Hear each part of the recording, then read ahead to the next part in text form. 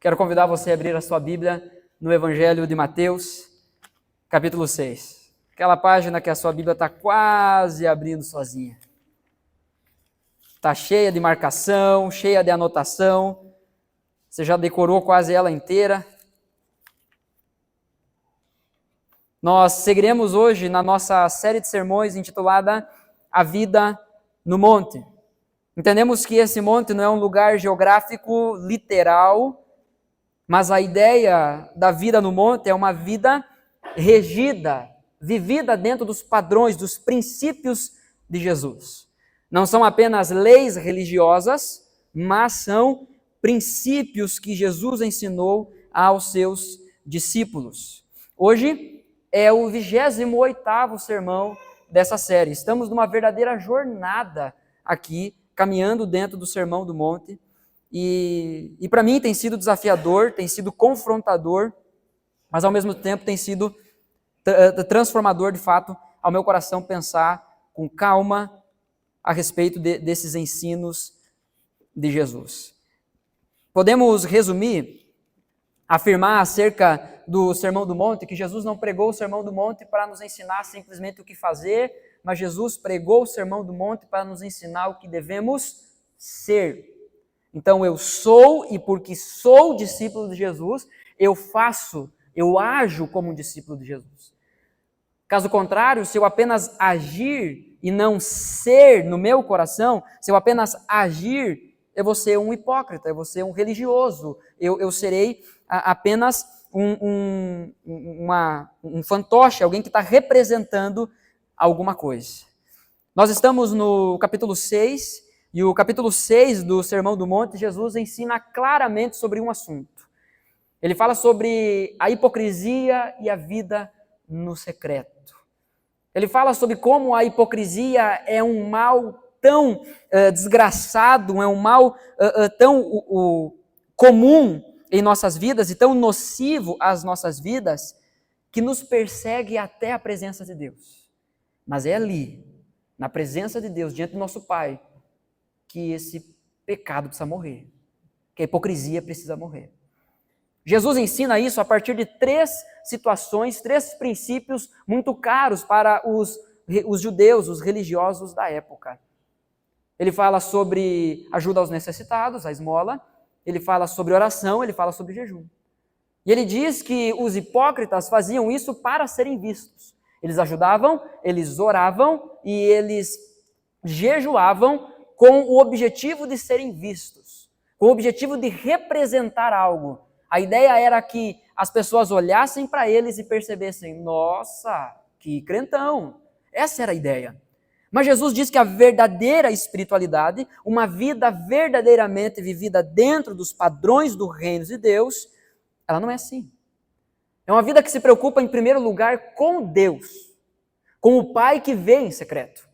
Que as outras coisas são consideradas, sim, porém nos seus devidos lugares. E não possuem primazia sobre o coração do discípulo. Essa vida no secreto, então, que é nutrida diante do Pai, com o coração diante do Pai, ela necessariamente é externada, de uma forma ou outra. Aquilo que somos no secreto vai aparecer em público, uma hora ou outra. Mas é interessante que muitas pessoas falam, e a gente escuta muitas coisas acerca disso, sobre que a gente não deve mostrar quem nós somos de verdade diante dos outros, ou que os sonhos do teu coração têm que ficar escondido só para ti, tu não tem que compartilhar com ninguém. As pessoas divagam, elas ensinam, elas discursam muito sobre esse assunto. Sobre o que devemos mostrar para as pessoas, sobre o que devemos ser no nosso coração, sobre qual deve ser a satisfação do nosso coração.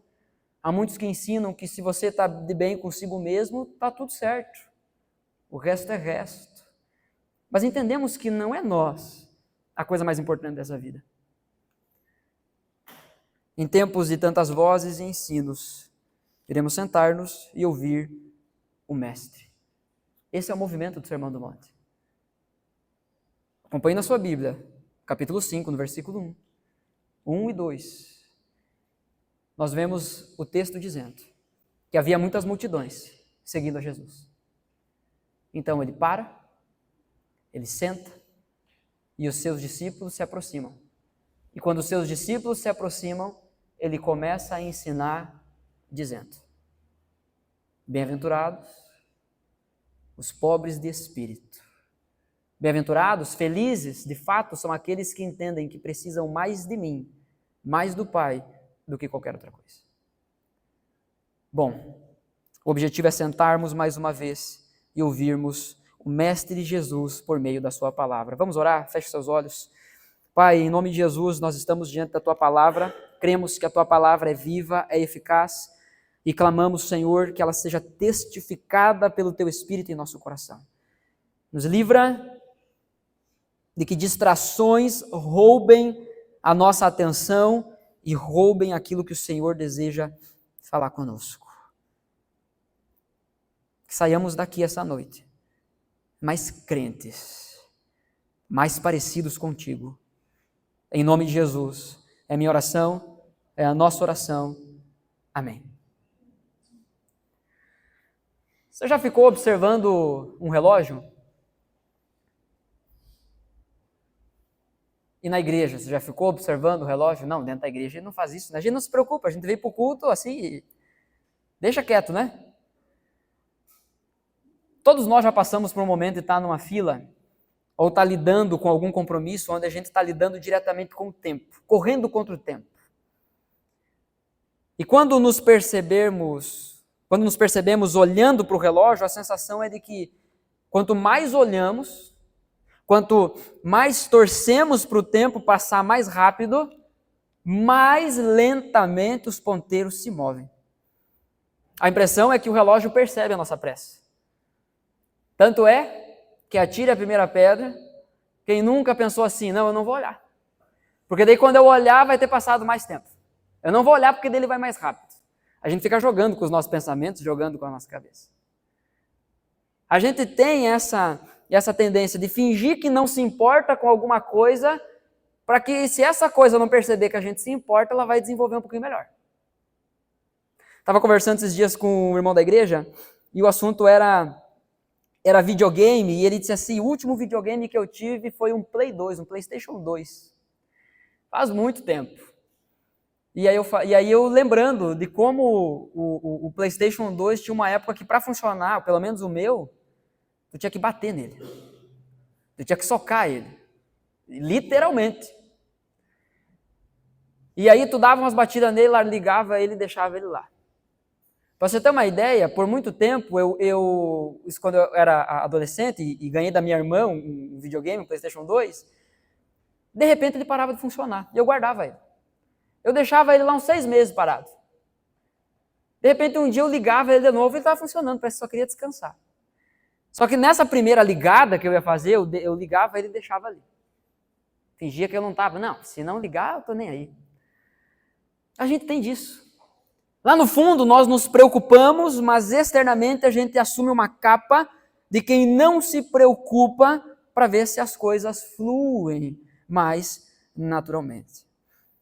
A verdade é que, seja com videogames, que seria coisa, talvez na cabeça de muitos, coisa de desocupado, ou lidando contra a pressa do relógio, contra os ponteiros do relógio, e aí sim, na cabeça de muitos, isso é coisa de adulto.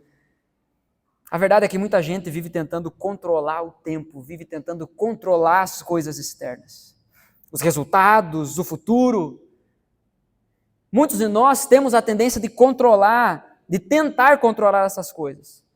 Mas a frustração chega e tenta dominar o nosso coração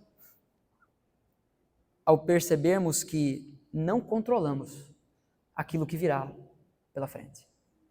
Por mais que nos esforcemos, por mais que tentemos assumir o controle das coisas, a pressa, ela não diminui o tempo do sinal vermelho na sinaleira. Não adianta você sentar lá e pensar assim: vai. Você só vai poder sair quando ficar verde.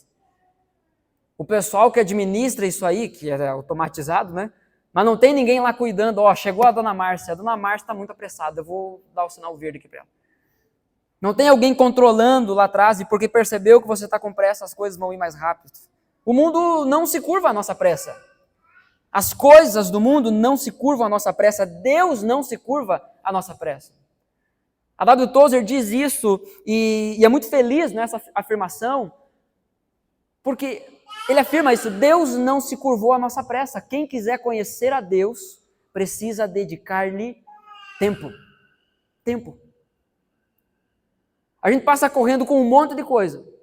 E chega no final do dia, é o devocional ali, 5 minutos, e diz assim: ó Deus, tu me entende. E bora dormir. A pressa não diminui o tempo de espera, ela não acelera os ponteiros do relógio. Jesus, ao final desse capítulo, do capítulo 6, ele nos chama a tirar os olhos do relógio e colocá-los em Deus, o Pai, que cuida do tempo, cuida da vida, cuida do nosso trabalho, cuida de todas as áreas da nossa vida. Sendo assim, a preocupação, a ansiedade, ela nasce do desejo de controlar o que só Deus pode governar. Enquanto a confiança nasce de reconhecer que Ele reina. Nasce de reconhecer que é fato. Eu não sou o Senhor do tempo. Deus é. Eu não sento no trono. Deus senta. O assunto de hoje, o assunto do final do capítulo 6 é esse. É confiança. É ansiedade. É preocupações. Não vou tratar aqui de uma ansiedade patológica, clínica. A proposta do texto não é essa. A proposta do texto é tratar a ansiedade pecaminosa. Essa é a proposta do texto. E eu quero ler com você. Mateus, capítulo 6, versículo 25 até o versículo 34. Portanto, eu lhes digo, não se preocupem com sua própria vida, quanto ao que comer ou beber, nem com o seu próprio corpo, quanto ao que vestir. Não é a vida mais importante que a comida e o corpo mais importante que a roupa?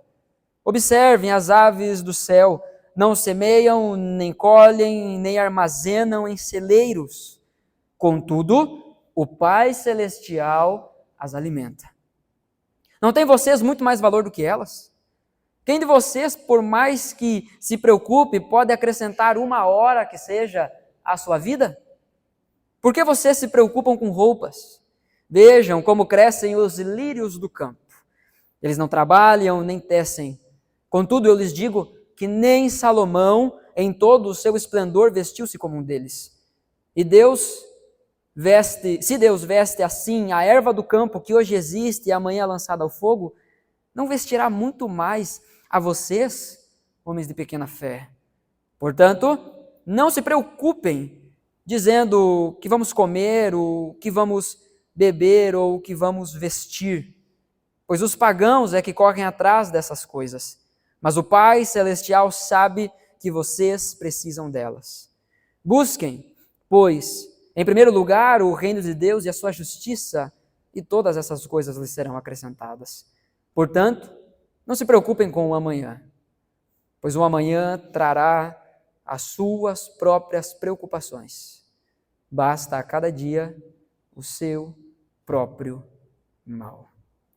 A primeira coisa que Jesus trata nesse texto, que eu quero abordar aqui, é nitidamente a preocupação. Esse é o meu primeiro ponto. A preocupação.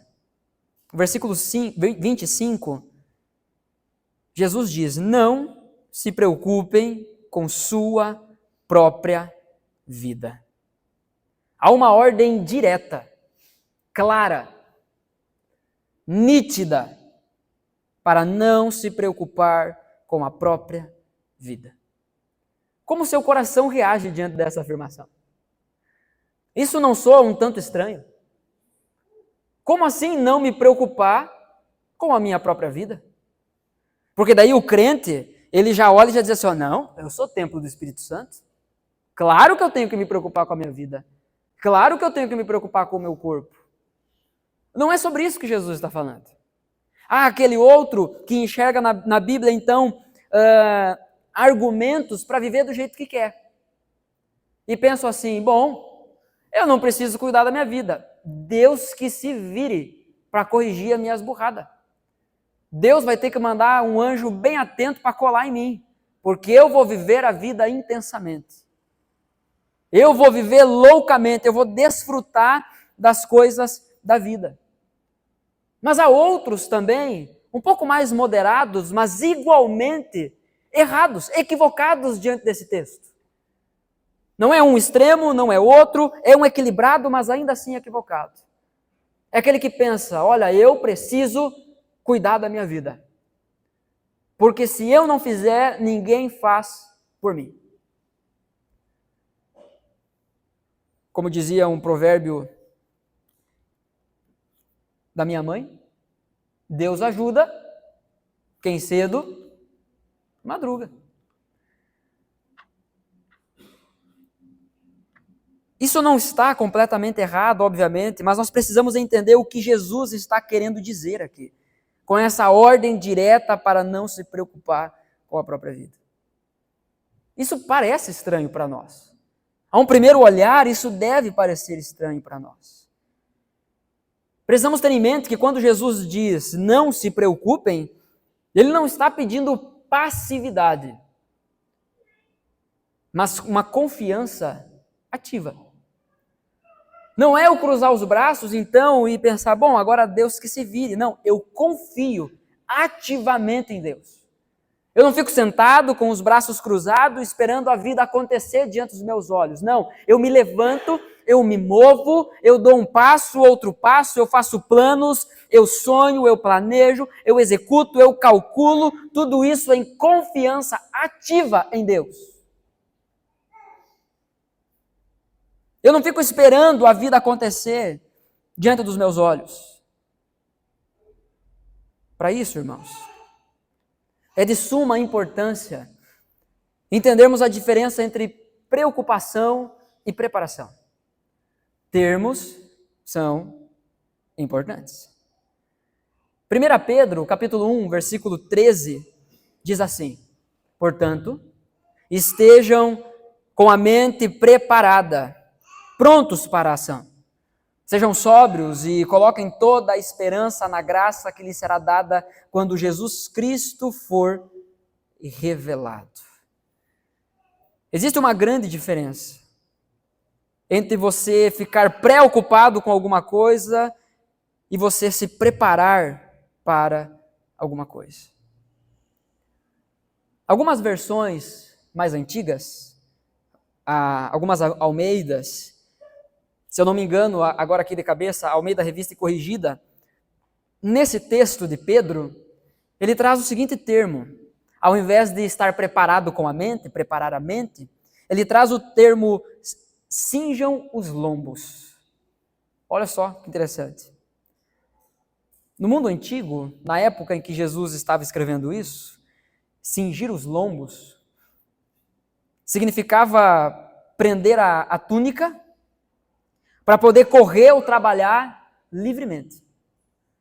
Não era prender a túnica para ficar confortável e sentado. Não, era se preparar para poder fazer algo melhor. E Pedro aplica essa imagem, então, à mente. Cinjam a mente.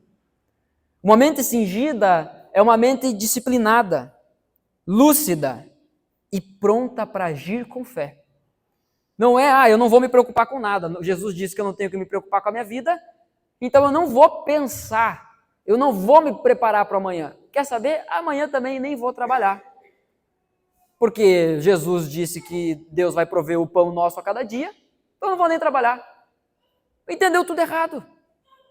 Não é isso que Jesus está ensinando, uma passividade. Não, mas é uma confiança ativa. Eu faço, eu me movo e faço isso confiando em Deus. E aquilo que virá lá na frente, eu tomo a decisão de antemão, eu me preparo para o meu dia, para o meu amanhã, eu me preparo com a minha mente trabalhando da seguinte forma: não importa o que vem lá na frente, eu vou agir de uma forma sóbria, eu vou agir de uma forma lúcida. eu vou agir de uma forma que agrada a Deus. Isso é uma mente preparada. Essa é a diferença entre se preparar e se preocupar.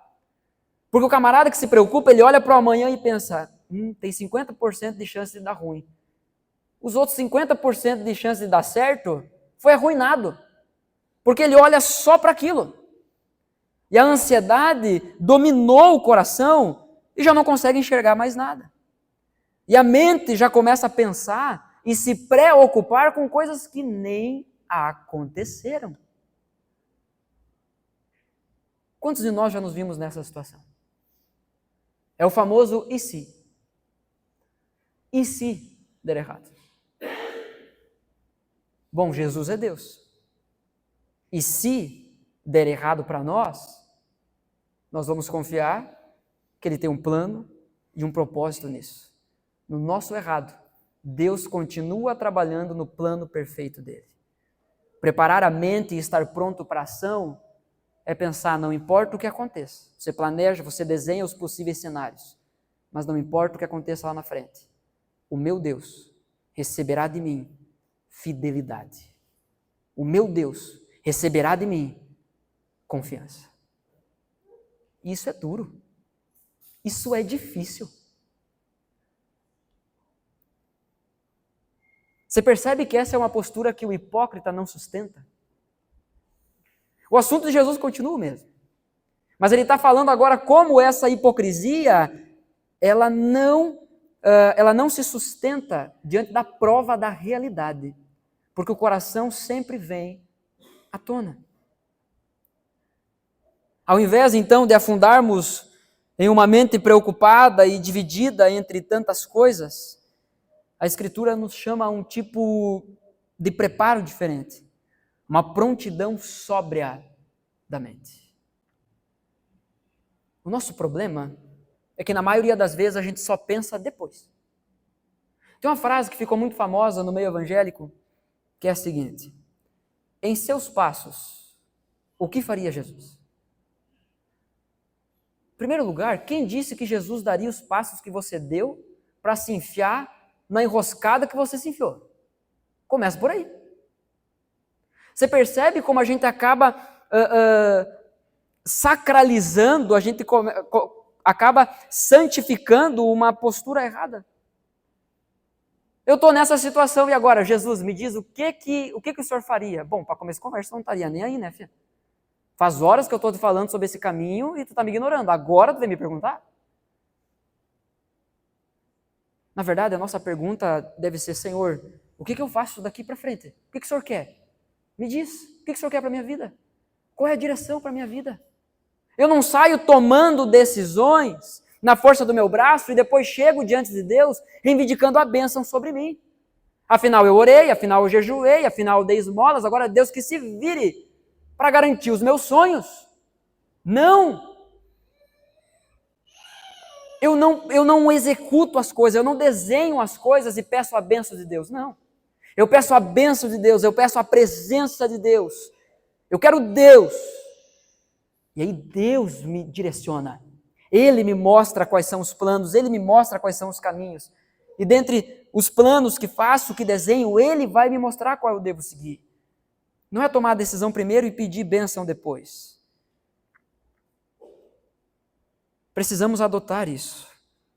Não uma preocupação, mas uma preparação. Preparação diante da vida, preparação diante das coisas da vida. Enquanto Jesus condena a preocupação que divide a mente, porque quando a gente está preocupado, a gente fica pensando no hoje, a gente fica pensando no amanhã, a gente fica pensando em vários cenários e trava. Morre. A fé morre. A confiança, a esperança morre. Pedro, por outro lado, ele exorta a preparação que concentra e foca no que importa. E o que importa? O que Pedro nos ensinou? Estejam preparados, prontos para a ação, sóbrios. Coloquem, depositem toda a esperança da vida de vocês na graça do Senhor Jesus que há de ser revelada. Isso é o que importa. Eu coloco toda a esperança nisso. Não importa o que me espera amanhã. Se nos cenários que eu imaginei na minha vida vai dar tudo certo, imaginei na minha cabeça, vai dar tudo certo ou vai dar tudo errado. No fim, pouco importa. O que importa é que a minha esperança está na graça de Jesus que vai ser revelada. O problema de amanhã, a graça cobre, dobra, triplica. Essa é a postura que Jesus está nos ensinando aqui. É interessante isso vir da boca do apóstolo Pedro. Alguém que durante o ministério com Jesus parecia tudo, menos um descansado. Jesus dizia para ele, eu vou morrer. Não. Jesus dizia para ele, tu vai me negar. Não. Jesus dizia para ele, eu tenho que lavar teus pés. Não. Mas se for lavar, lava a cabeça também. Se tem um cara que tinha dificuldade em colocar toda a esperança na graça que há de ser revelada em Cristo Jesus, era o tal do Pedro. E agora esse cara, ele experimentou isso. Agora ele aprendeu o que Jesus quis ensinar quando disse, não se preocupem com essa vida. Se preparem e coloquem a esperança na graça que há de ser revelada. Sendo assim, irmãos, o discípulo de Jesus não é alguém que cruza os braços, mas é alguém que se move em confiança e dependência do Senhor. Enquanto a preocupação nos deixa paralisados, a preparação nos mobiliza. Ela nos leva em direção à graça. Olha o que diz o texto de Filipenses capítulo 4, versículo 6 até o versículo 8. Um texto muito conhecido. Não andem ansiosos por coisa alguma. Se tem alguém que entendeu também o ensino de Jesus, foi o tal do apóstolo Paulo. Não andem ansiosos por coisa alguma. Essa coisa alguma, ela abrange uma área total. Coisa alguma é nada, nenhuma coisa. Nada deve nos preocupar. E ele diz, mas em tudo, pela oração e súplicas, então perceba que não é, não vou me preocupar, como quem não olha para o relógio. Não, enquanto eu não olho para o relógio, eu vou fazer o que eu tenho que fazer agora, no tempo que eu tenho. Não andem ansiosos por coisa alguma, mas em tudo pela oração e súplicas e com ação de graças. Gratos por Deus, gratos a Deus. Apresentem seus pedidos a Deus. O texto diz no versículo 7, e a paz de Deus que excede todo entendimento. Eu amo esse texto. Porque a ideia é você se perceber num momento assim e pensar, eu devia estar louco. Já passou por um momento assim? Que está tudo dando errado. E você olha para você mesmo e pensa assim, eu devia estar louco. Devia ter surtado. Mas o que tem me segurado? É a paz de Deus, que enche o coração, que excede todo o entendimento. É uma paz que ultrapassa as circunstâncias. É uma paz que olha para as coisas ao redor e engole elas, porque é maior do que elas. É essa paz que vai guardar os nossos corações e as nossas mentes em Cristo Jesus. O versículo 8 do capítulo 4 de Filipenses diz, finalmente, irmãos, tudo que for verdadeiro, tudo que for nobre, tudo que for correto, tudo que for puro, tudo que for amável, tudo que for de boa fama, se houver algo de excelente ou digno de louvor, pensem nessas coisas. A gente precisa aprender a pensar. Pensar é um exercício puramente espiritual, profundamente espiritual. Mas nós temos pressa e preguiça de pensar.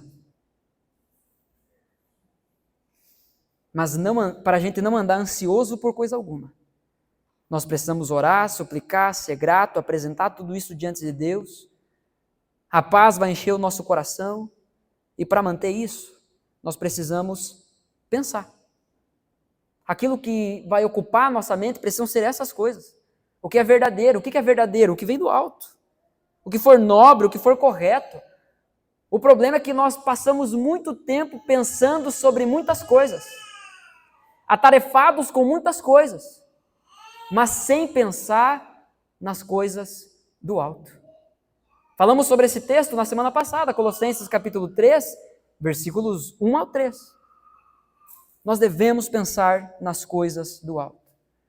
O que Jesus está nos dizendo aqui é que a ansiedade, essa preocupação, é o oposto da fé, pois é a desconfiança da bondade de Deus, como se Ele fosse capaz de nos dar a vida, mas incapaz de sustentar a nossa vida. Quem enxerga dessa forma, quem vive dessa forma, ilustrativamente, ele pensa que Deus criou o mundo, pegou o mundo nas mãos e deu um balão para cima. A linguagem do futebol, né? Deu um balão, deu um bicudo, ele deu um chute. E aí aonde parar, parou. Se continuar rodando, rodou. Eu não tenho mais nada a ver com isso, já fiz o que tinha que fazer, agora vocês se virem. Na cabeça de muitas pessoas, é assim que as coisas funcionam. Na cabeça não, no coração de muitas pessoas. Porque a ansiedade, a preocupação revela isso. Somos capazes de crer que Deus nos deu a vida. Alguns há pouco tempo, alguns há mais tempo. Cremos que Deus nos deu a vida. Mas não conseguimos descansar, porque achamos que agora é a gente que tem que garantir ela, que Deus fez e nos abandonou. A ansiedade é o oposto da fé. A preocupação é uma forma de incredulidade, disfarçada de prudência e revela um coração que quer se sentar no trono de Deus. Eu me preocupo porque eu tenho quase certeza que se eu tivesse o poder de Deus, o conhecimento de Deus, eu faria as coisas melhores do que Ele. A gente disfarça essa preocupação pecaminosa com prudência. O nome disso? Hipocrisia. Que Deus sonde os nossos corações, para ver se aquilo que há em nós é preocupação, ansiedade, pecado, ou é preparação, é prudência, é diligência, e isso é louvável. Que Deus sonde os nossos corações. O que Jesus está fazendo aqui com os seus discípulos, Ele está levando os seus discípulos a focarem naquilo que realmente importa. 1 Pedro, citando o apóstolo Pedro de novo, 1 Pedro capítulo 5, versículo 7, diz: lancem sobre Ele toda a sua ansiedade, porque Ele tem cuidado de vocês. É interessante, mais uma vez, reparar que isso vem da boca de Pedro. O cara mais ansioso, mais inquieto do ministério de Jesus. O cara que queria resolver as coisas por Jesus, agora está dizendo para outros: lancem sobre Ele, porque Ele tem cuidado de vocês. Eu quero fazer aqui uma colocação acerca desse texto, né? Mas eu gosto de imaginar Pedro falando sobre isso e pensando: se eu pudesse voltar atrás, se eu pudesse desde o início lançar sobre Ele todas as minhas ansiedades, se eu pudesse desde o início confiar que Ele estava cuidando de mim em todo o tempo, que peixe para Ele era só um número, enquanto eu estava ali apavorado, querendo peixe, Ele proveu. Enquanto eu estava tentando salvar a minha vida, Ele estava me mostrando um outro caminho. Lancem sobre Ele toda a sua ansiedade, porque Ele tem cuidado de vocês. Amados irmãos, essa palavra é para nós, hoje.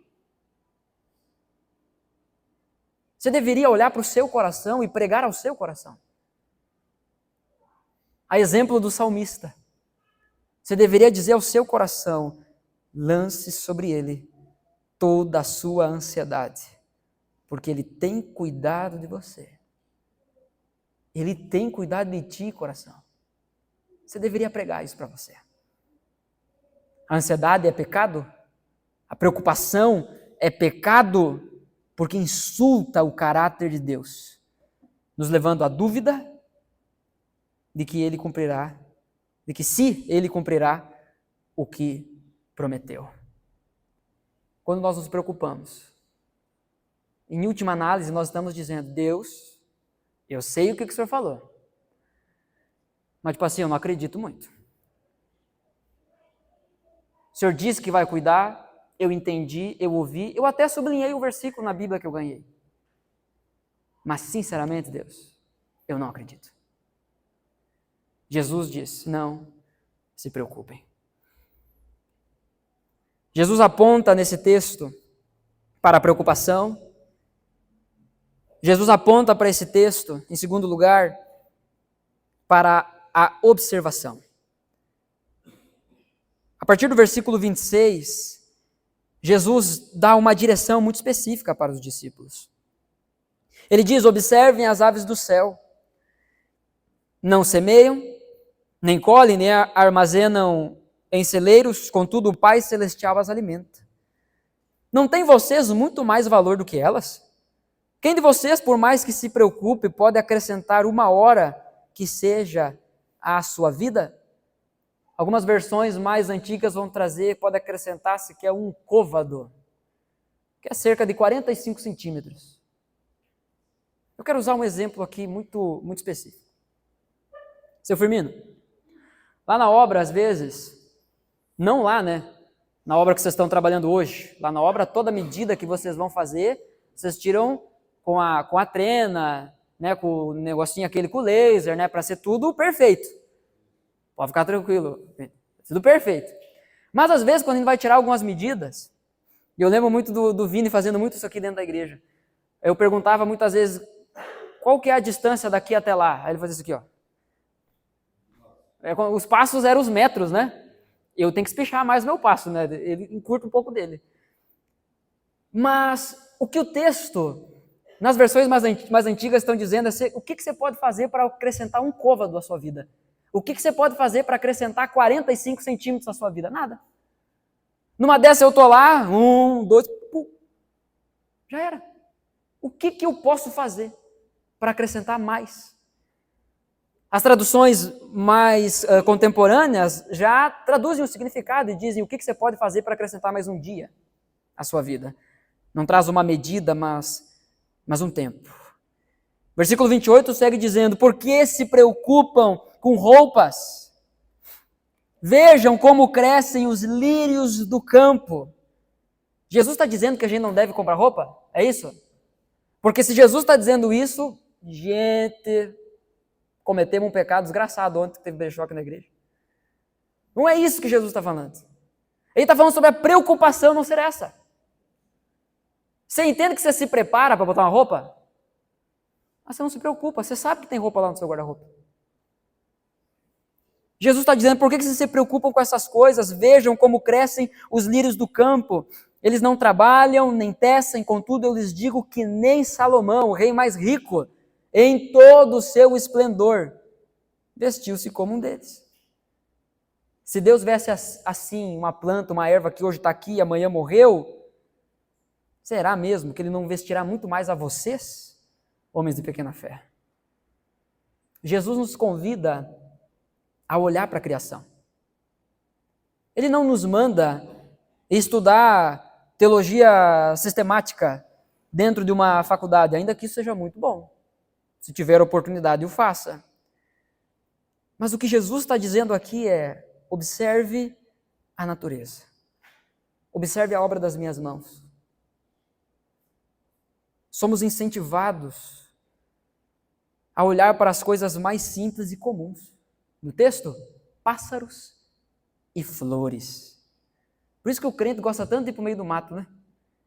Ele está chegando no meio do mato e começa a ouvir o barulho já de um bicho que ele nem sabe o que é.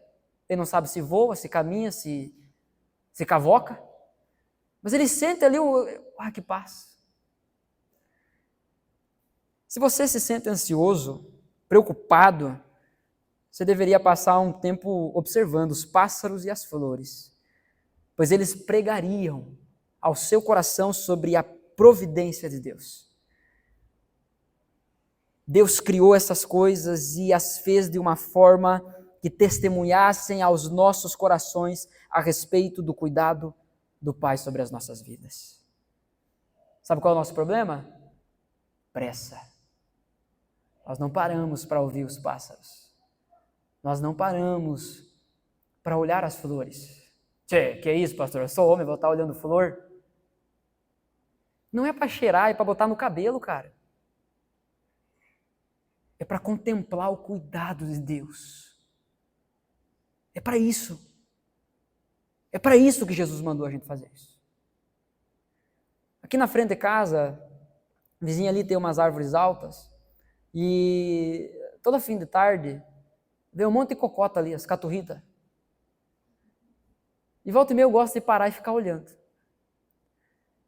Isso me traz uma memória. A minha avó sempre teve caturrita dentro de casa.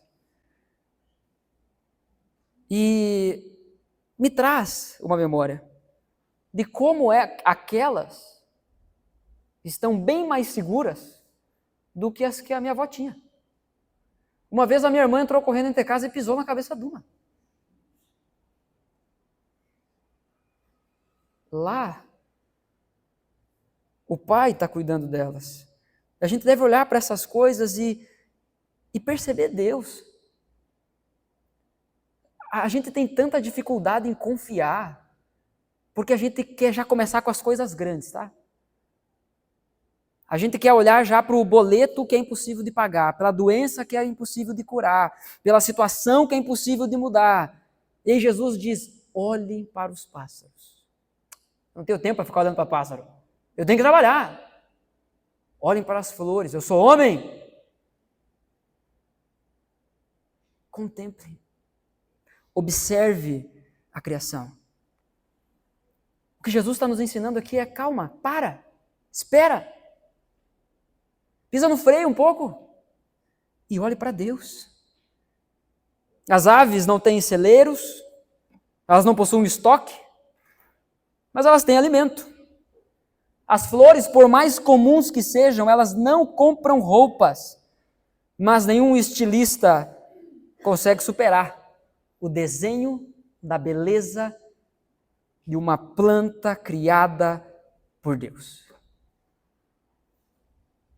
Tanto é, você pode ver que as combinações mais bonitas que existem de cores são baseadas nas coisas que Deus criou. O povo de Deus não está olhando para as coisas que Deus criou. Aqueles que fazem roupas e trabalham com isso estão. Enxergaram beleza, onde muitos de nós estamos passando rápido demais. Jesus, ele traz aqui o problema disso tudo. Ele fala, por que vocês se preocupam dessa forma, homens de pequena fé? Martin Lloyd-Jones, escrevendo sobre esse texto, ele diz que o problema do homem de pequena fé é que ele não pensa. O problema dele é que ele não pensa. O remédio que Cristo oferece para a ansiedade, para a preocupação, começa com a mente. Devemos pensar, raciocinar, observar aquilo que Deus fez. Olha a maravilha do Salmo 104. Salmo 104, do versículo 10 até o versículo 24. Eu vou te dar alguns segundos para você encontrar esse texto.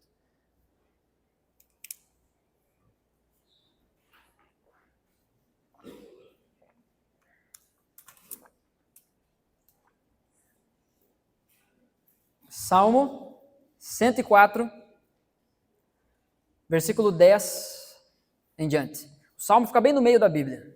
Mais ou menos. Quem achou diz amém. Quem ainda não achou diz misericórdia. Vamos esperar mais um pouquinho então.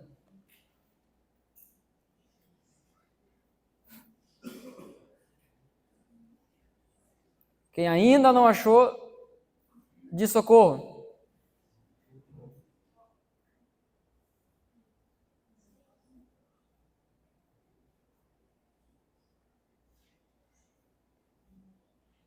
Não entendi.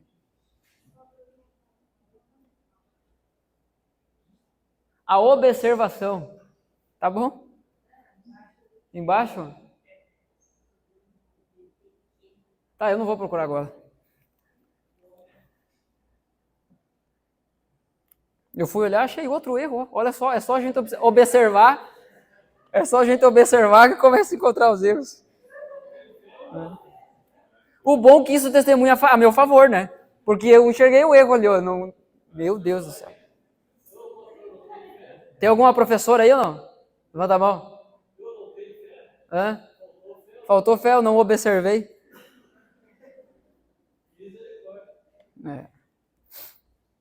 Deu para entender, né, gente? Deu para entender ali, né? Salmo 104, versículo 10. Todos acharam? Amém? Vamos ler o texto. Ou melhor, acompanhe o texto aí, por favor, que talvez sua versão seja diferente. Mas o texto está falando sobre a obra de Deus. Diz, fazes, Deus, né? Fazes jorrar as nascentes nos vales e correrem as águas entre os montes. Quantas vezes você já dirigiu quilômetros só para chegar num lugar e enxergar uma cachoeira? Você olha lá, você tira uma foto, você tira selfie. Foi Deus que fez aquilo. A sua primeira preocupação, ao invés de tirar foto e registrar o momento, seria contemplar. Você quer mostrar para os outros, por meio do celular, uma coisa que é bonita, sendo que nem você ainda entendeu a beleza do negócio. Estávamos na quarta-feira, na Noite da Fé, e especialmente quando foi a banda dos jovens, né, da noite, a F-Hope, eu até comentei com a irmã, com a dona Ana, que estava do meu lado, disse assim, olha esses jovens, tudo gravando o momento, ninguém estava aproveitando, ou estavam, mas de um jeito diferente. Mas a gente contempla, muitas vezes nós somos condicionados a contemplar as coisas por meio de lentes, e queremos mostrar para os outros que estivemos num lugar sem a gente nem entender o que significa aquilo. Você vê uma coisa bonita, você tira uma foto para postar. E aí você perdeu o momento. Você perdeu a oportunidade de contemplar. Vamos seguir, eu não vou fazer considerações sobre todos os versículos, mas leia, ouça com atenção, por favor. Então dessas águas, bebem todos os animais selvagens, e os jumentos selvagens saciam a sua sede. As aves do céu fazem ninho junto às águas, e entre os galhos põem-se a cantar. Dos seus aposentos celestes, ele rega os montes, sacia-se a terra com o fruto das tuas obras. É ele que faz crescer o pasto para o gado e as plantas que o homem cultiva para a terra tirar o alimento. O vinho que alegra o coração do homem, o azeite que faz brilhar o rosto e o pão que sustenta o seu vigor. As árvores do Senhor são bem regadas, os cedros do Líbano que ele plantou, nelas os pássaros fazem ninho e nos pinheiros a cegonha tem o seu lar. Os montes elevados pertencem aos bodes selvagens e os penhascos são um refúgio para os coelhos. Ele, Deus, fez a lua para marcar as estações, o sol sabe quando deve se pôr. Trazes trevas e cai a noite, quando os animais da floresta vagueiam. Os leões rugem à procura da presa, buscando de Deus o alimento. Mas ao nascer do sol, eles se vão e voltam a deitar-se em suas tocas. Então, o homem sai para o seu trabalho, para o seu labor até o entardecer. Quantas são as tuas obras, Senhor?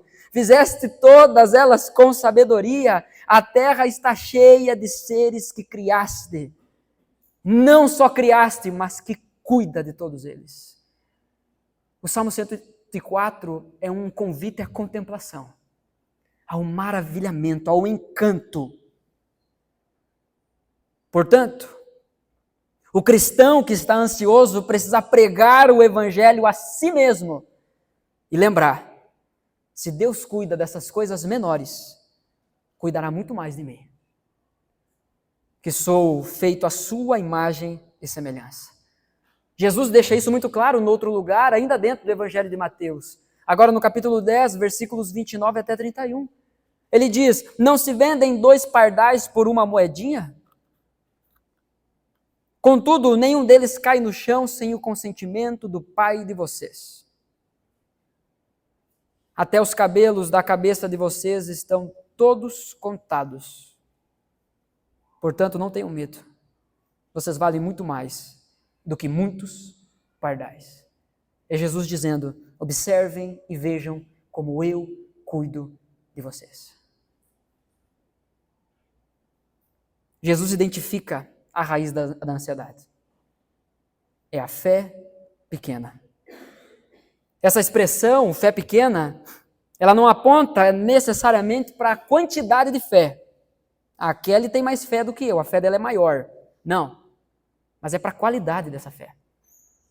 A fé pequena não é uma fé de pouco volume, mas é uma fé que oscila. É uma fé que duvida do caráter de Deus e que se deixa abalar pelas circunstâncias. Ele crê muito num Deus grande.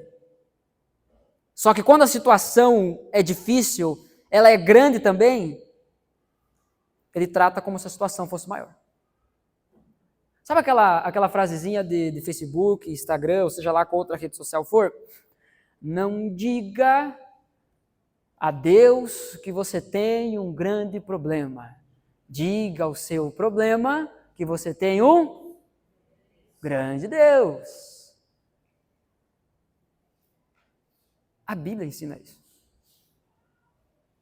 Mas nós decoramos e meditamos mais nessas coisas. É isso que ocupa a nossa mente. São as frases prontas que encontramos no Instagram, são as lentes de outras pessoas, ao invés de pararmos e simplesmente fazer o que Jesus manda.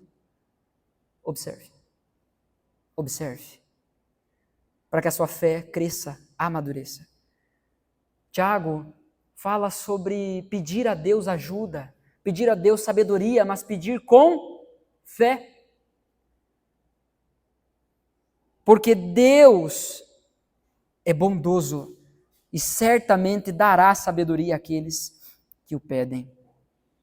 O tamanho da fé não é problema para Jesus. Em Mateus capítulo 17, versículo 19 e 20, no momento que os discípulos estavam tentando expulsar um demônio, no versículo 19, então, de Mateus 17, diz: Então os discípulos aproximaram-se de Jesus em particular e perguntaram: Por que não conseguimos expulsá-lo? Jesus respondeu: A fé que vocês têm é pequena. Mas ele explica: Eu lhes asseguro que se vocês tiverem fé do tamanho de um grão de mostarda, poderão dizer a esse monte: Vá daqui para lá, e ele irá. Nada lhes será impossível. Você sabe o tamanho de um grão de mostarda? É aproximadamente a cabeça de um alfinete. Era a menor semente de todas da época de Jesus. Era a menor medida existente da época.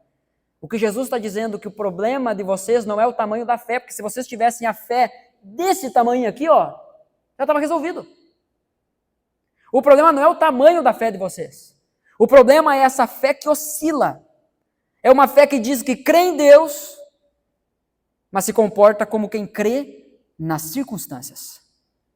A fé pequena que é condenada por Jesus é uma fé limitada pelo medo, que enxerga Deus como distante ou ineficiente diante das adversidades da vida. É aquela fé que diz: eu sei que o Senhor me criou, mas eu não sustento que o Senhor vai me guardar. Eu não sustento, eu não consigo crer com toda a minha vida que o Senhor vai me guardar até o último dia da minha vida. Jesus está falando de uma fé que ainda não compreendeu. Essa fé pequena é uma fé que ainda não compreendeu plenamente a suficiência do cuidado de Deus.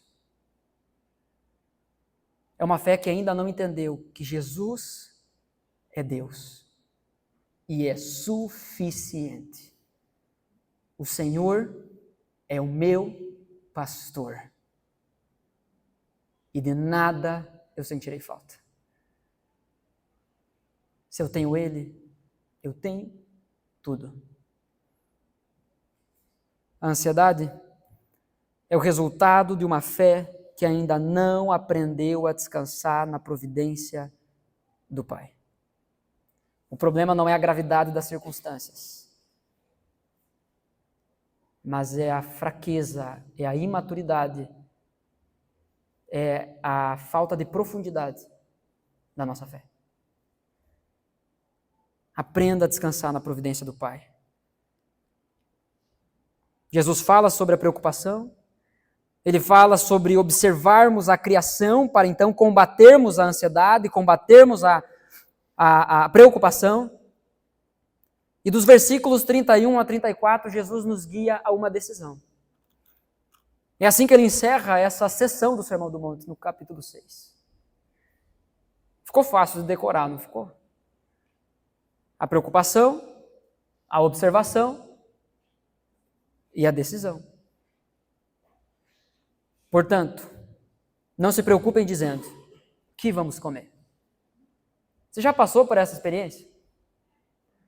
De olhar para amanhã e pensar, não sei. Você já passou pela situação de o que vamos beber? A Corsã, pelo jeito, honra os compromissos. Mais do que eu, porque às vezes quando não paga, vem e corta. O que vamos beber? O que vamos vestir? E aqui não estamos falando sobre aquele dilema que toda mulher moderna enfrenta. Olha para frente do roupeiro, cheio de roupa, e diz, eu não tenho o que vestir. Homens, por favor, entendam. E aí eu gostaria de estar aí sentado ouvindo junto, tá? Porque eu preciso ser lembrado disso também. Quando a mulher diz, eu não tenho o que vestir, não é literal. E você é inteligente o suficiente para saber disso. Não é literal. É que naquela circunstância, naquela temperatura, naquele humor, nenhuma roupa se encaixa. Amém, irmãos? Que Deus nos ilumine.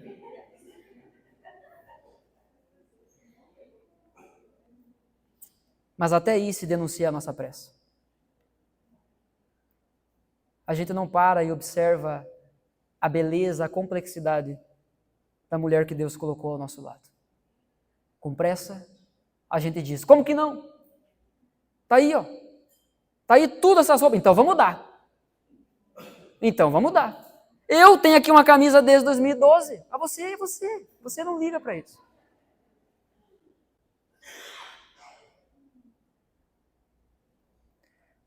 A decisão. Portanto, não se preocupem dizendo o que vamos comer, o que vamos beber, o que vamos vestir, pois os pagãos é que correm atrás dessas coisas, mas o Pai Celestial sabe que vocês precisam delas. Então não é para se preocupar, é para se preparar. Deus sabe que nós precisamos comer, beber e vestir. Algumas pessoas acham que não precisam se vestir tanto. Anda por aí meio pelado, né? Mas não é um assunto agora. O que o texto está dizendo é que os pagãos é que correm atrás dessas coisas. Deus sabe que nós precisamos delas. Versículo 33 diz, busquem, pois, em primeiro lugar, o reino de Deus e a sua justiça, e todas essas coisas, comida, bebida, vestimenta, todas essas coisas lhes serão acrescentadas. Portanto, não se preocupem com amanhã. Porque quando a gente lê um texto desse, a gente pensa, tá, eu entendi, mas e amanhã?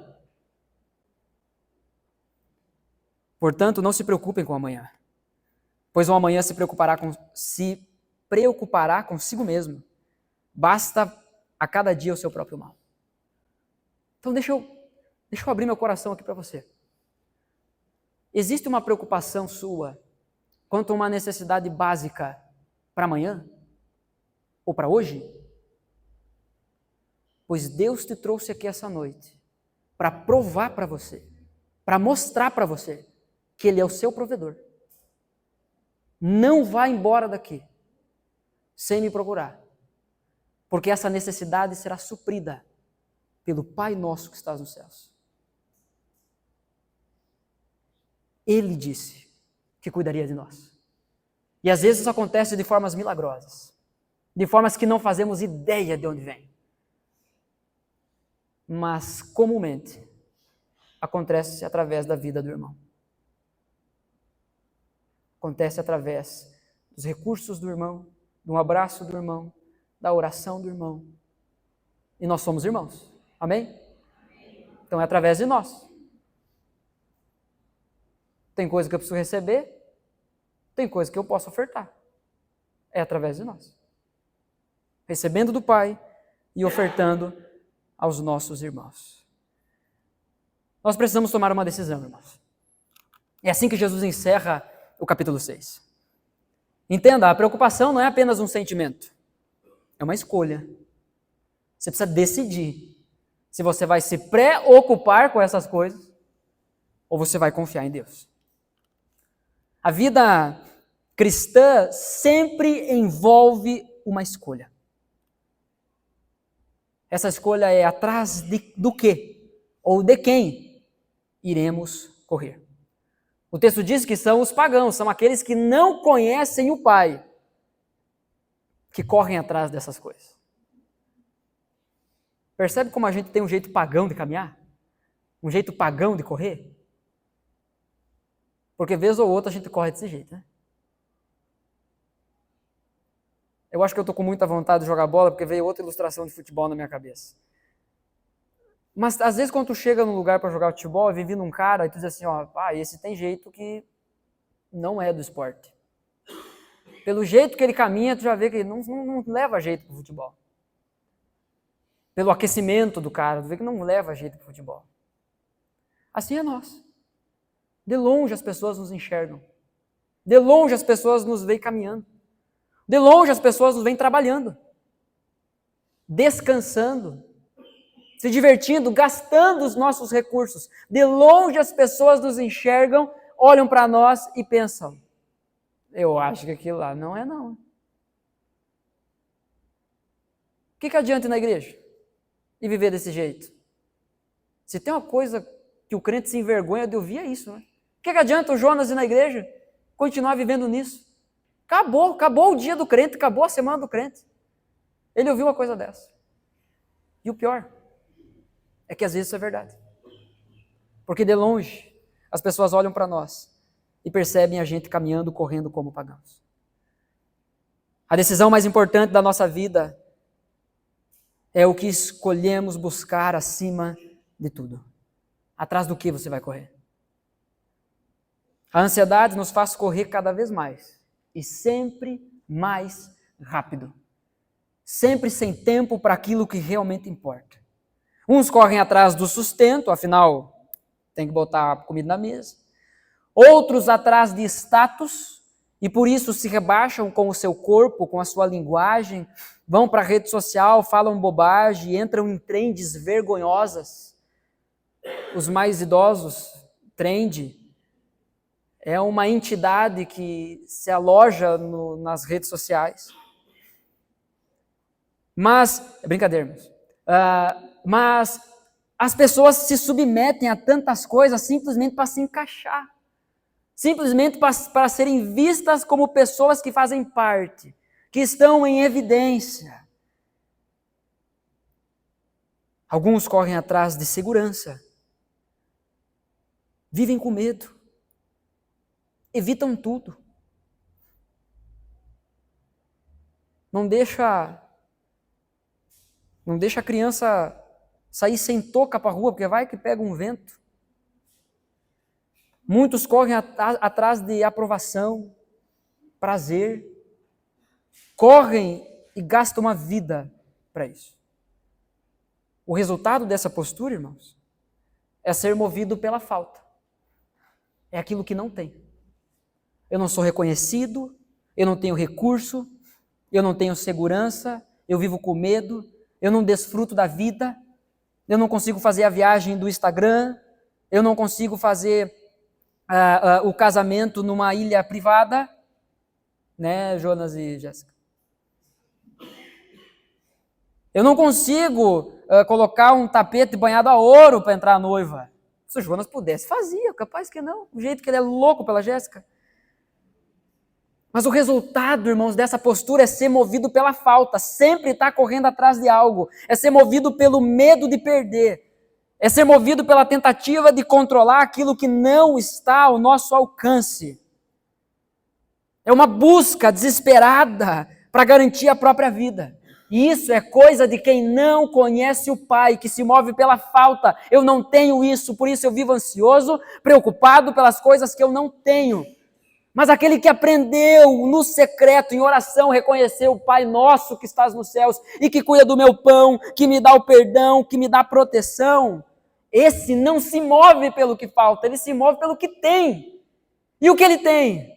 Deus. Precisa mais do quê? Fala a verdade. Precisa mais do quê, irmãos?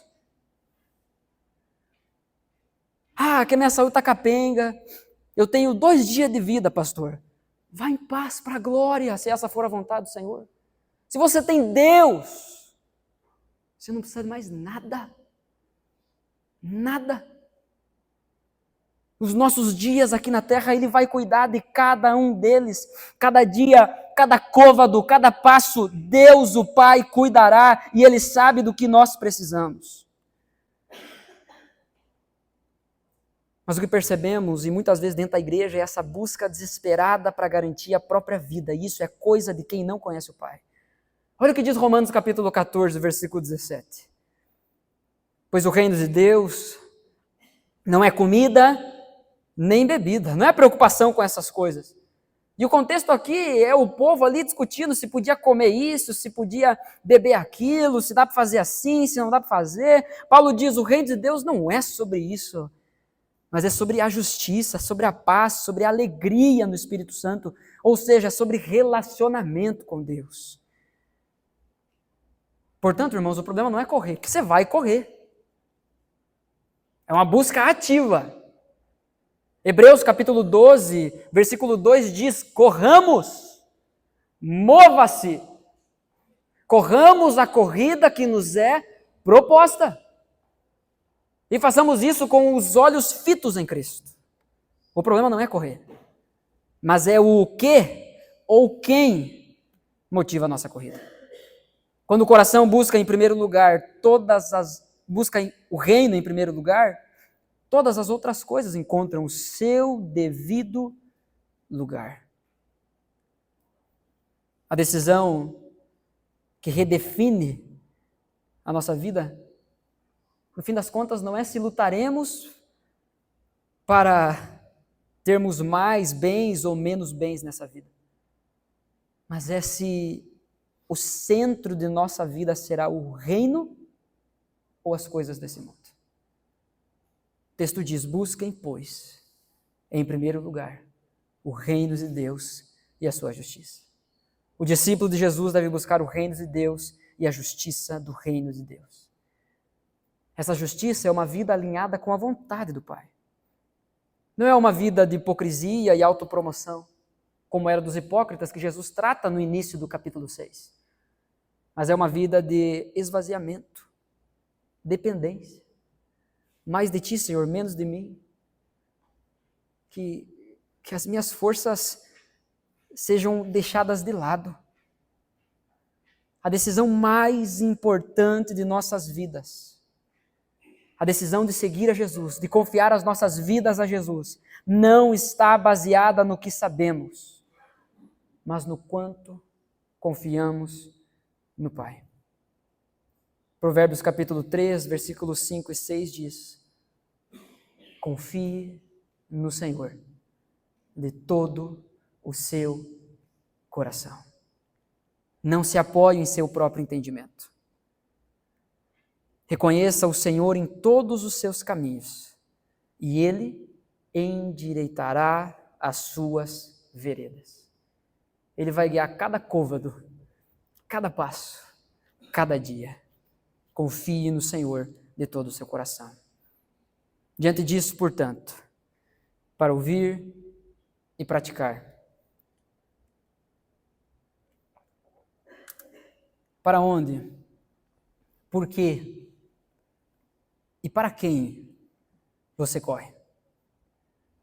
Nessa corrida, Jesus não promete ausência de problemas, mas Ele garante sua presença e cuidado em cada centímetro da nossa jornada.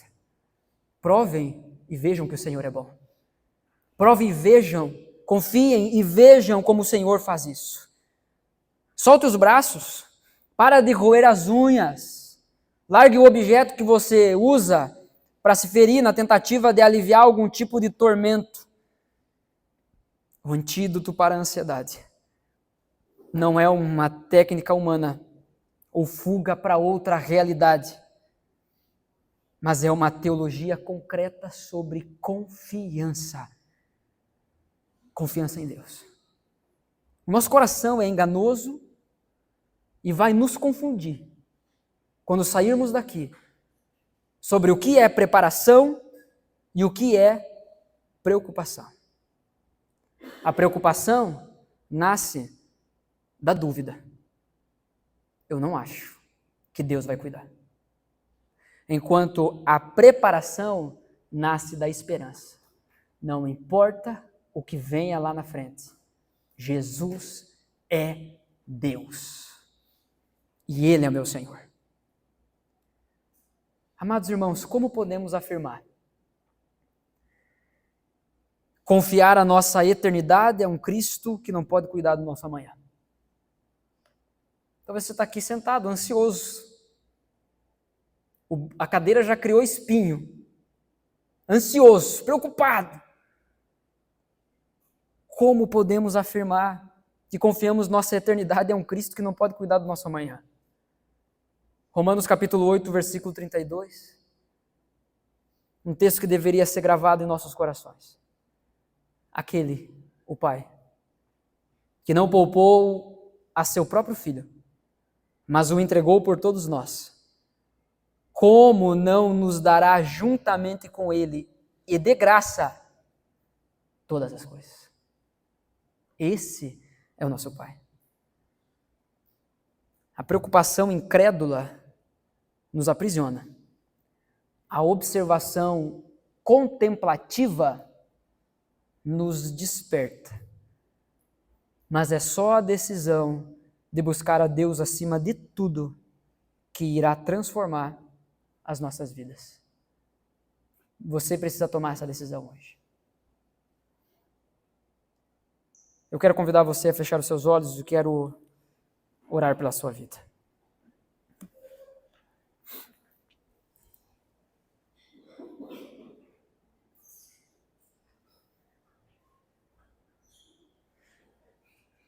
Espírito Santo de Deus,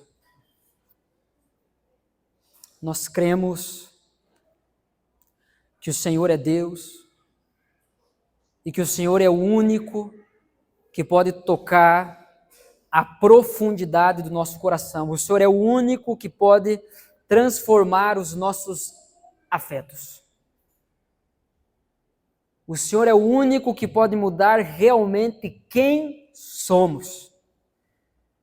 E clamamos que nessa noite o Senhor faça isso.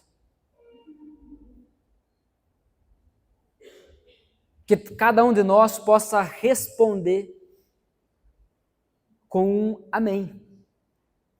A tua palavra que nos ensina que devemos entregar os nossos caminhos ao Senhor, confiar no Senhor e viver a tua ação em nosso meio, nas nossas vidas. Pai, em nome de Jesus, se há alguém entre nós que tem vivido ansioso, preocupado, atormentado, estrangulado,